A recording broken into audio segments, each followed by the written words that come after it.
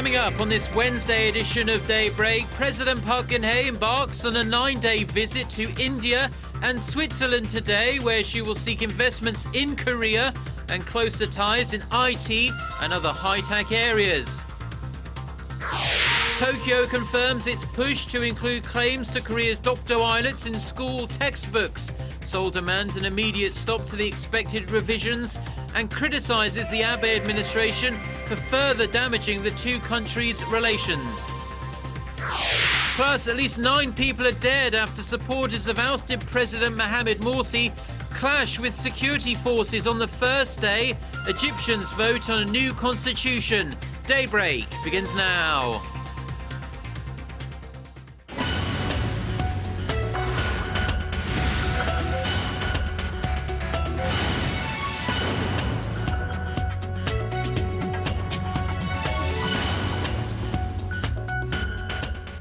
You're watching Daybreak on Wednesday, January 15th. I'm Choi Yusan in Seoul. President Park Geun-hye will continue her sales diplomacy drive as she embarks on a 9-day trip to India and Switzerland on this Wednesday. Our presidential correspondent Oh Jin-ju explains why state visits to the two countries come at a pivotal time. President Park will focus on promoting her vision for a creative economy and securing greater foreign investment in Korea during her trip to India and Switzerland.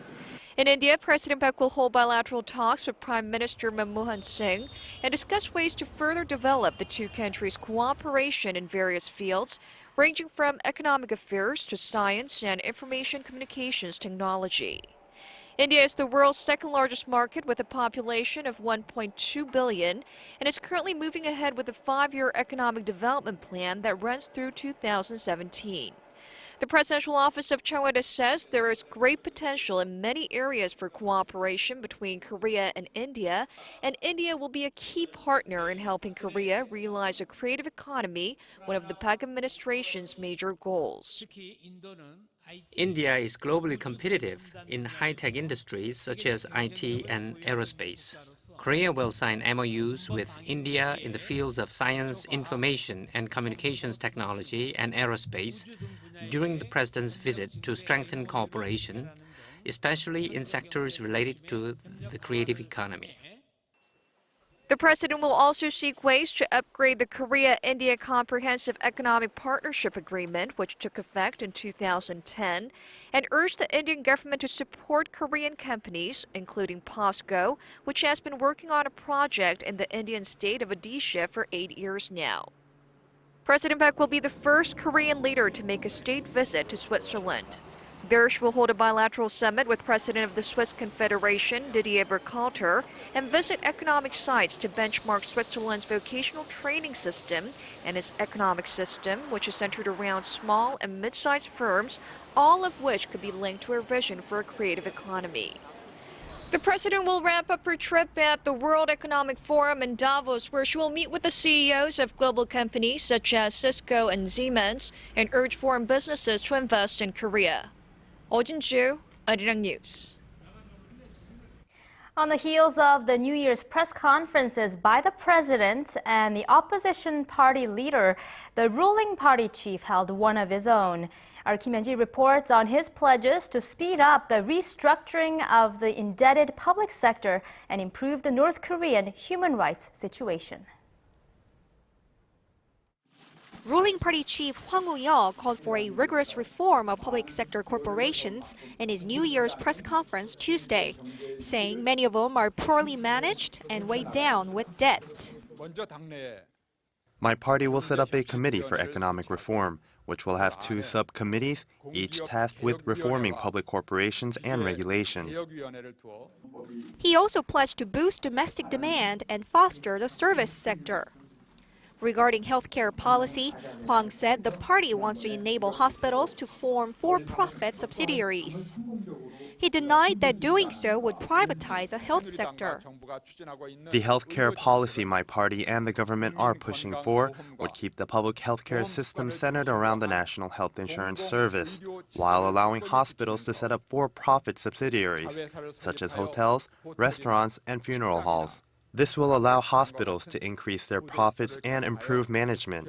Again, this is not a privatization of medical services, nor does it have anything to do with a spike in medical fees.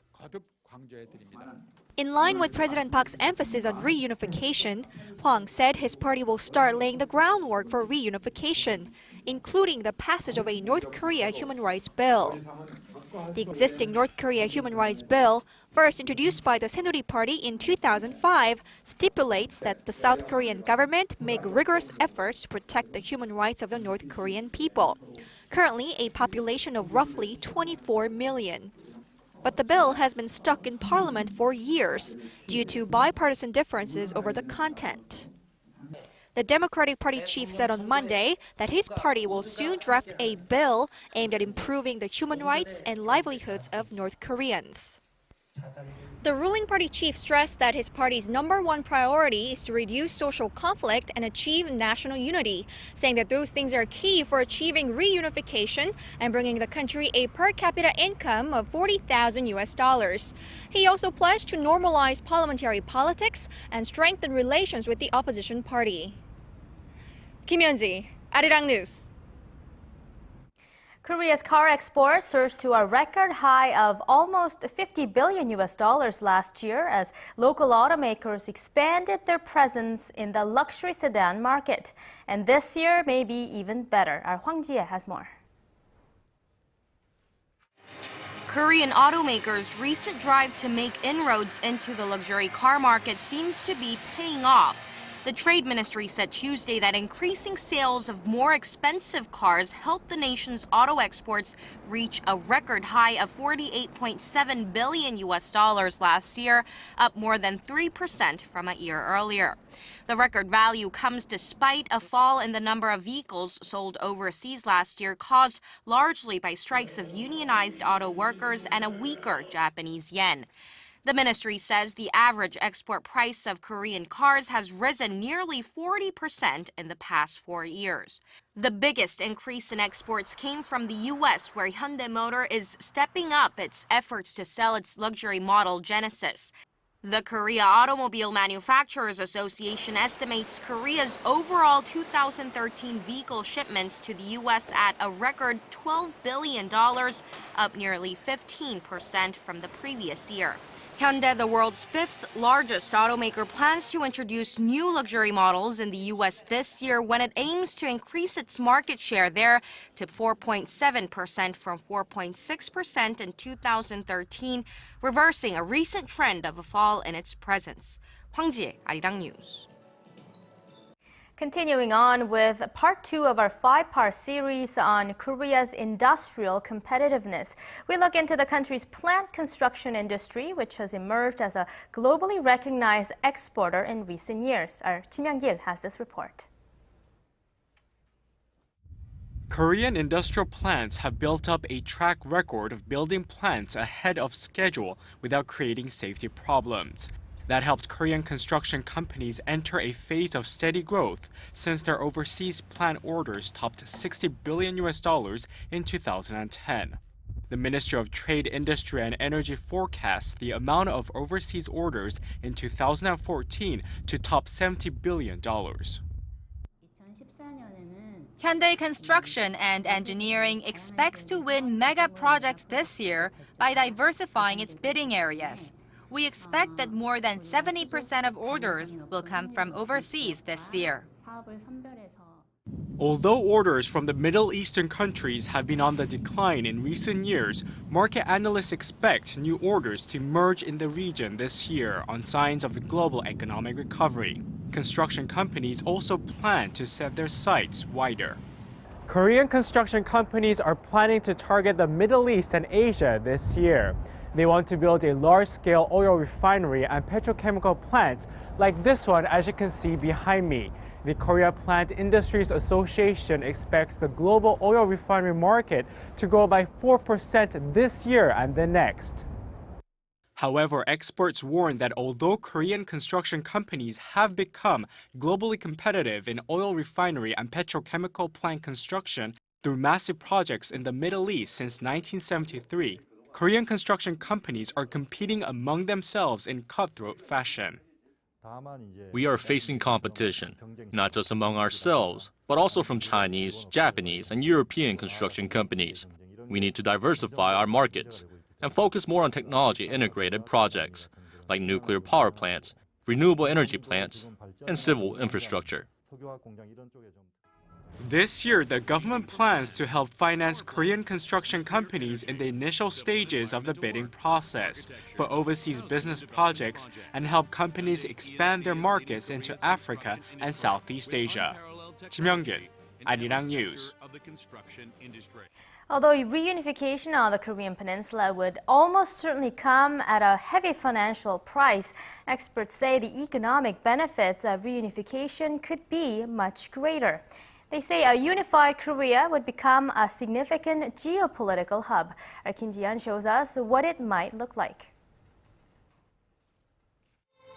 Experts in Seoul say the reunification of the two Koreas would help the region reach its potential as an important economic center.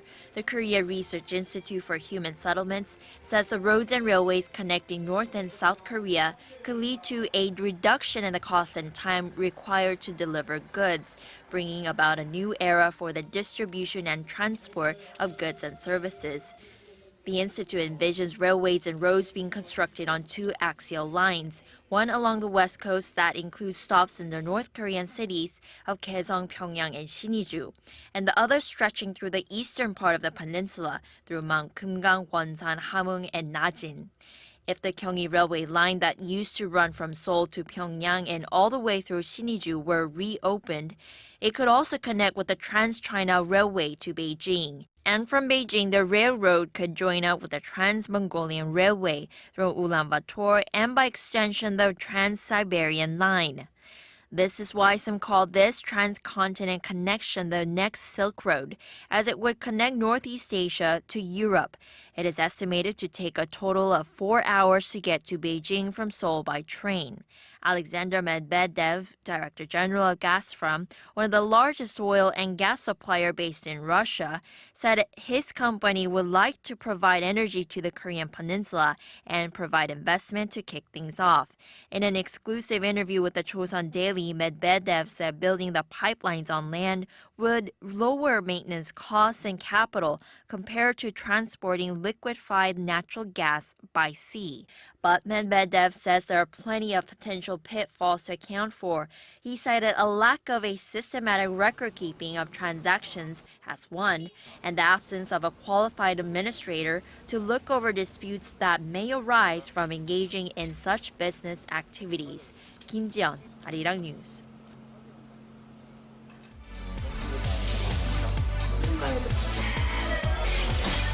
If you want the latest news from Korea and around the world. Return to the negotiations. President Park Geun-hye plans, given the current circumstances. On your way to work or at home. The legislature will convene a...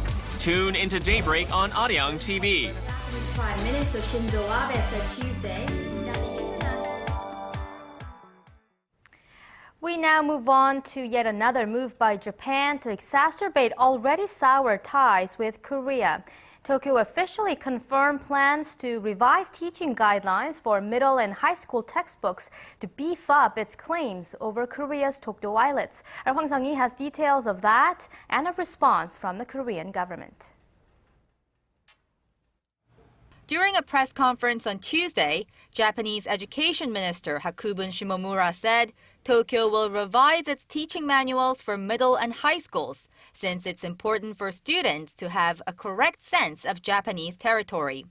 The minister did not elaborate on the details of the revision, but according to Japanese media, the new teaching guidelines will claim that Dokdo is illegally occupied by Korea.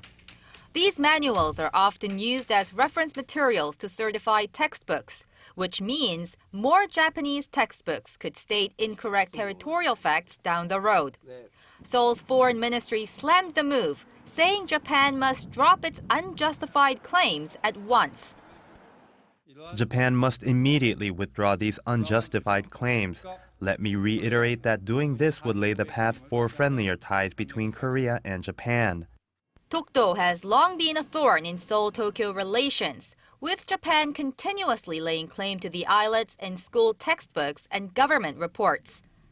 In its latest effort to counter Japan's territorial claims over Dokdo, the Korean government released an online video clip on New Year's Day promoting its sovereignty and said that this clip will soon be available in English and also in Japanese. Hwang Sang-hee, Arirang News. 2014 marks 100 years since the start of the First World War. And to commemorate the occasion, renowned Korean cartoonists will exhibit works depicting the horrors feared by women forced into wartime sexual slavery by the Japanese military. Our cultural correspondent Park Ji-won reports on how the installation hopes to shed light on the tragic aftermath of the war. The Korea Manhwa Contents Agency, together with the Ministry of Gender Equality and Family, will present about 20 illustrations, cartoons, and graphic novels that center on the theme of Korean victims of sexual slavery during Japanese colonial rule in the mid-20th century at this year's Angoulême International Comics Festival in France. Marking the 100th anniversary of the outbreak of the First World War, this year's Angoulême Festival exhibits many works depicting war crimes and violence against women. We hope this special exhibition draws international attention to the issue. A 90-year-old Korean victim of sexual slavery who was taken to Japanese military brothels at the age of 14 participated in the press conference. She said she's still hurt that the Japanese government continues to deny its past crimes against humanity. We have urged the Japanese government to apologize each and every week for more than 20 years in front of the Japanese embassy. However, all we hear are the insensitive remarks by Japanese politicians, so you can imagine how that makes us feel. More than 20 works by 19 Korean artists, including renowned graphic novelist Lee Hyun-se, will be on display at the 4-day festival that starts later this month in France. I try to sympathize how the victims would have felt during the atrocity and imagine how they overcame their difficulties and survived the tragedy. Out of an estimated 100,000 or so Korean victims of sexual slavery during Japanese colonial rule, only 51 known victims are alive today. Organizers and participating artists hope the special exhibition will help to bring global attention to the pressing issue through the accessible and friendly medium of comics. Park Ji-won, Arirang News. At least 9 people are dead in Egypt after supporters of ousted President Mohamed Morsi clashed with security forces on Tuesday on the first day of a key vote on a new constitution. The military-backed interim government wants the new charter to replace the constitution passed while Morsi was in power. The military is hoping to get strong backing for the charter to validate its removal of Morsi. A strong yes vote on a new constitution could also pave the way for fresh elections. Despite tight security for the 2-day vote, 5 people were killed in clashes in and around Cairo. 4 people were killed and more wounded in Sohag, though details of the incident are disputed. Even before the voting began, a bomb exploded near a courthouse in Cairo, but no one was hurt. On the second day of mass anti-government demonstrations in central Bangkok Tuesday, protest leaders threatened to kidnap Prime Minister Yingluck Shinawatra and other government officials if they don't step down by the end of the week. Protest leader Suthep Thaugsuban issued the ultimatum and said the opposition would intensify the shutdown by attacking ministries as well as the stock exchange if protesters' demands are not met within the next 2 to 3 days. Yingluck has left her home and is currently in hiding under tight security. What is being dubbed the Bangkok shutdown is the latest in a series of protests designed to topple the Shinawatra family. Both Yingluck and her exiled brother Thaksin are accused of running Thailand for their own personal benefit. Ex-Prime Minister Thaksin Shinawatra was ousted in a military coup in 2006.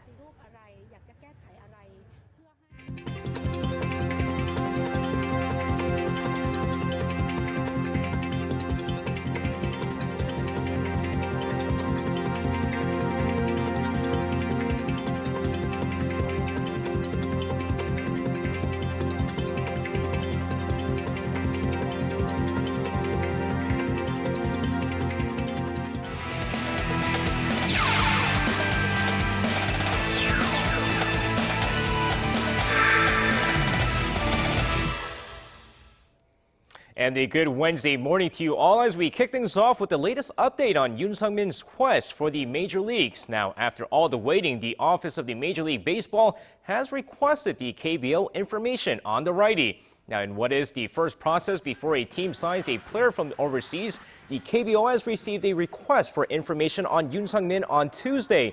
With that, Yoon, who's scheduled to leave to the United States later today, might be able to finally sign with a major league team. Although the KBO doesn't know which team has asked for the information, it's still good news as Yoon Sung-min hopes to become the second KBO player to move over to the majors. And staying with baseball, after another meeting amongst the general managers of the 10 KBO teams, they finally decided to eliminate the salary cap on foreign players in the league. While previous KBO rules stated that a foreign player is not allowed to get paid more than $300,000 per season, that salary cap is no longer valid starting this season. Although many believe that some of the foreign players were secretly getting paid more, it's become a huge issue this past offseason when former major leaguers like Luke Scott was set to be signed for $300,000. What was once called the worst-kept secret in the KBO will not matter anymore. And moving on to some Tuesday night's KBL action, we had one game that took place last night as the Ulsan Mobis Phoebus took on Wonju Dongbu Promi. And jumping right into the action, first quarter, Mobis off to a great start, take a comfortable 24-17 lead before Dongbu answers back in the second quarter thanks to Lee Sung-jun and Keith Randleman as they rally back to take a 43-39 lead going into halftime. But the third quarter of the game, the former Dongbu big man Rod Benson tears it up with 15 points as Mobis outscores Dongbu 30-16 in the third. Benson would finish off the game with 25 points and 10 rebounds as Mobis hangs on to take this game 92-79, your final score. And finishing things off with some V-League action from last night, GS Caltex defeated Daejeon KGC despite Joyce Gomez da Silva putting up 41 points for KGC over in the Women's League. Meanwhile, a big matchup between Samsung Blue Fangs and Uricard over the Men's League. So let's take a look at the highlights. Now, first set, the Blue Fangs off to a great start as they easily take the first set 25-20. But Uricard answers back with some great blocking game in the second set as they take the set 25-19. But it was the Blue Fangs all the way from there on, taking the next two sets 25-20 and 25-23, thanks to Leo Martinez lighting it up with 47 points on the night, as Samsung Blue Fangs take this match 3-1. And that wraps it up for me. This has been SJ. Have a great rest of the day and see you guys again for your sports needs.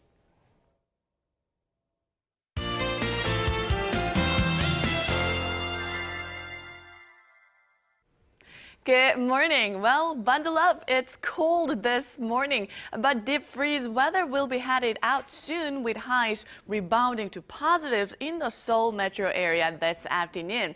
But cold wave advisories and dry air advisories are still in effect in the inland regions and the east coast. But as the day progresses, the cold wave watch should be lifted, but dry air watch will expand it to other areas. So stay hydrated. Though we can expect nice winter sun in the entire nation, but the level of fine dust particles can be moderately high in the Seoul and its surrounding areas, so it's best not to be outdoor for too long. And as for the weather outlook, temperatures will remain seasonal averages for the rest of the week under mostly to partly sunny skies. With that in mind, here are the readings for today.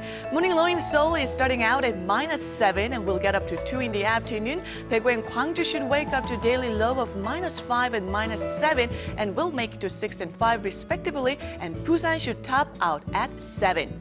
Now for other regions, it looks like Jeju will climb to 7 in the afternoon. Daejeon will get up to 4, while the top temperature on Kumgangsan Mountain will be at -6. Now that's all for this morning, and hope you have a wonderful Wednesday.